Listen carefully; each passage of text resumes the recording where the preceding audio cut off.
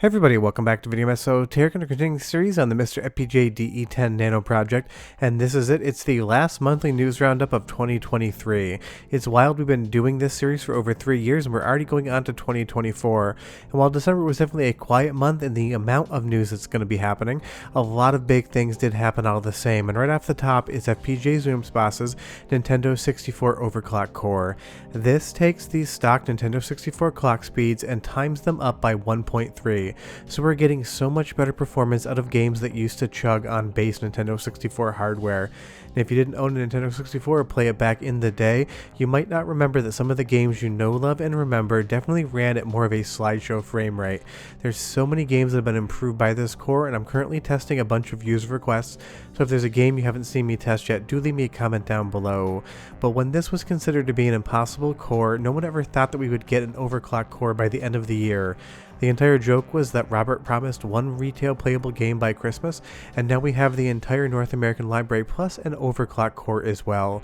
And it's been a ton of fun over the Christmas holiday to play around with this thing and put it through its paces. In some games it improves the frame rate, sometimes in some instances upwards to double. Here in GoldenEye in the hallways you're going to be getting well over 30 frames per second, where the original game would be into the high teens. And there's definitely some modified ROMs out there as well that are going to speed up the game even more so on the overclock core, and it's going to be fun to test this into the new year. Or something like Pilot Wings here is just with an unlocked frame rate performing so much better in so many different instances. It's so cool to see something like this, and this was a Christmas surprise from Robert. No one really knew he was working on this in the background. He said he had something going on, and then a couple days before Christmas suddenly we had an overclocked core. So that's probably the biggest news of the month. Not only is Nintendo 64 shaping up so well, but we now have that 1.3x modifier to the clock speeds, and technically it's 1.28x, but I keep saying 1.3 because it's easier for me on the voiceover. But in games like Castlevania Legacy of Darkness here, which I'll be showing later on this week, it just improves the overall cadence of the gameplay so much better than what we used to see. Especially in the cutscenes here, they're running so much faster. Unfortunately, you can't really get a frame counter out of these because it is interlaced and it doesn't work, but I will do some side-by-side comparisons shortly to show you what one source looks like compared to the other as far as the overclock core is concerned. But the overclock core was the big news of December, and also the fact that all retail games became playable earlier in the month.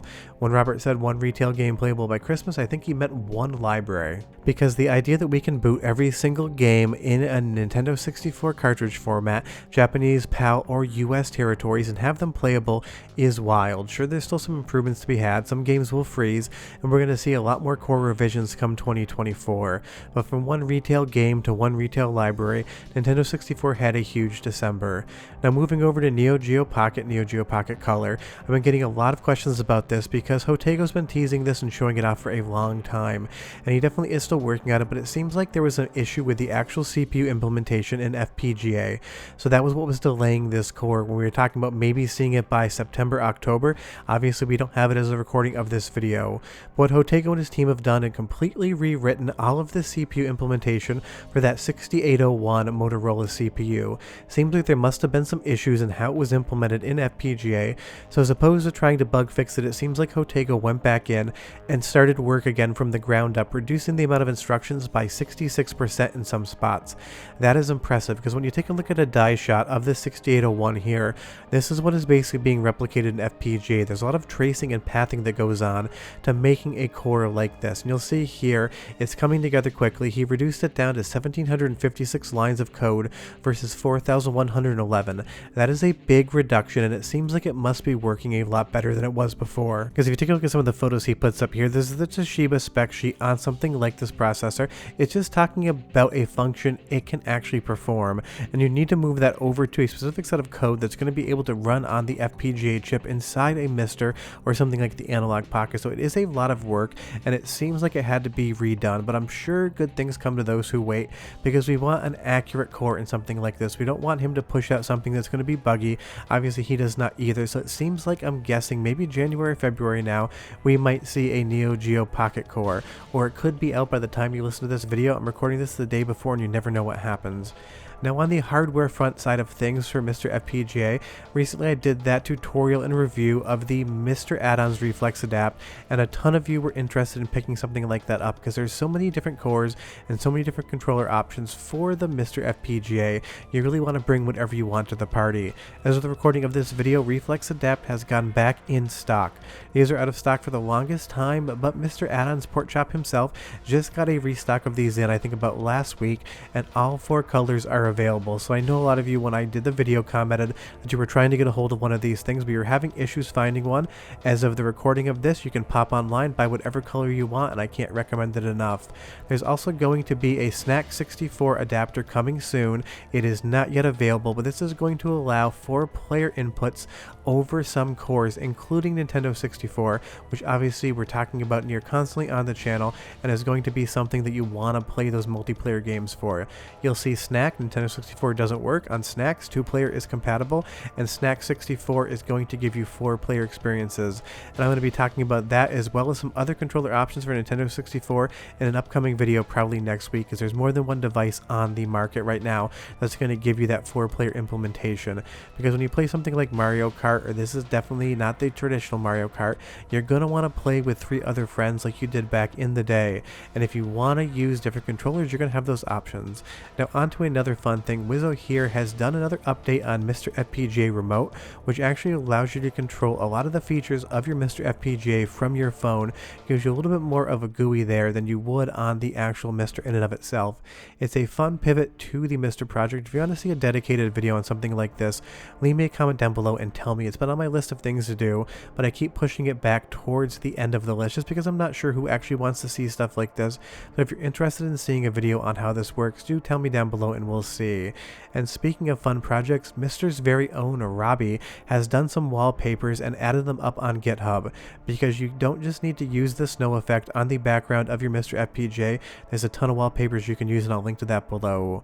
Now I know everyone's going to ask about Sega Saturn, and there really hasn't been any movement on this right now. SRG320 did some tiny commits to the library at the end of November, beginning of December. They don't change the functionality of the core whatsoever, but they do let us know that he is out there, he is fine, because he is Ukrainian, obviously, is having a little bit of a situation right now, so we're always just happy to know he's doing fine. But if you do want to play Saturn, I'm going to be having some more testing videos coming up soon, because while the core might not be complete, it is an update all, and there is a lot of fun to be had, and there's some games you guys have been asking me to test that I have captures of and just need to edit up later this week. But obviously with the holiday season, things have been a little bit busy here.